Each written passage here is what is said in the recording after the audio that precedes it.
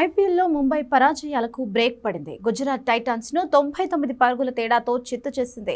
తిలక్ వర్మ సెంచరీతో రెచ్చిపోతే బౌలర్లు సమిష్టిగా రాణించారు. అసలు ఈ మ్యాచ్లో ముంబై ఇన్నింగ్స్ ఆరంభం చూసిన తరువాత ఎవ్వరూ భారీ స్కోర్ చేస్తుందని అనుకోలేదు. కేవలం 44 పరుగులకే 3 వికెట్లు కోల్పోయింది. డికాక్, మలేవర్, సూర్యకుమార్ యాదవ్ నిరాశపరిచారు. ఈ దశలో తెలుగు తేజం తిలక్ వర్మ నమన్ ధీర్తో కలిసి జట్టును ఆదుకున్నారు. వీరిద్దరూ 4వ వికెట్కు 52 పరుగులు జోడించారు. నమన్ ధీర్ 32 బంతుల్లో 45 పరుగులకు అవుట్ అయిన తరువాత తిలక్ వర్మ రెచ్చిపోయాడు. భారీ సిక్సర్లతో గుజరాత్ బౌలింగ్ ను ఉత్తికారేశాడు.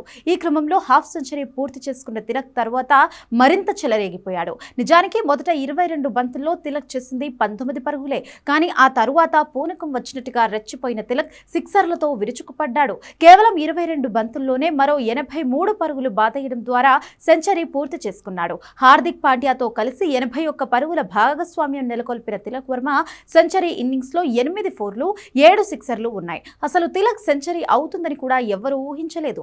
అయితే పాండ్యా ఎక్కువ సార్లు స్ట్రైకింగ్ ఇవ్వడం, చివర్లో రూదర్ఫర్డ్ కూడా సపోర్ట్ చేయడంతో తిలక్ శతక్ కొట్టేశాడు. దీంతో ముంబై ఇండియన్స్ 20 ఓవర్స్లో 5 వికెట్లకు 199 పరుగులు చేసింది. తిలక్ వర్మ 45 బంతుల్లోనే 101 పరుగులు చేశాడు. తిలక్ వర్మకు ఇదే తొలి శతకం. అలాగే ముంబై తరఫున అత్యంత వేగంగా ఐపీఎల్ సెంచరీ సాధించిన జయసూర్య రికార్డును తిలక్ సమం చేశాడు. తరువాత చేజింగ్ లో గుజరాత్ టైటాన్స్ గట్టి పోటీ ఇస్తుంది అనుకుంటే చేతులెత్తేసింది.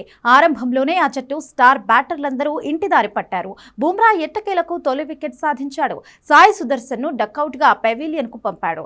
Buttler, Shubman Gill, Glenn Phillips, Tewatia utter flop అయ్యారు. వాషింగ్టన్ సుందర్, షారుఖ్ ఖాన్ కాసేపు ధాటిగా ఆడిన పరుగుల అంతరాన్ని మాత్రమే తగ్గించగలిగారు. వీరిద్దరూ అవుట్ అయిన తరువాత గుజరాత్ ఇన్నింగ్స్ ముగిసేందుకు ఎంతో సమయం పట్టలేదు. చివరికి గుజరాత్ 15.5 ఓవర్స్లో 100 పరుగులకు ఆల్అౌట్ అయింది. ముంబై బౌలర్స్లో అశ్విన్ కుమార్ 4 వికెట్లు తీశాడు. ఈ సీజన్లో ముంబైకి ఇది రెండో విజయం. అటు గుజరాత్కు హ్యాట్రిక్ విజయాల తరువాత ఇదే తొలి ఓటమి.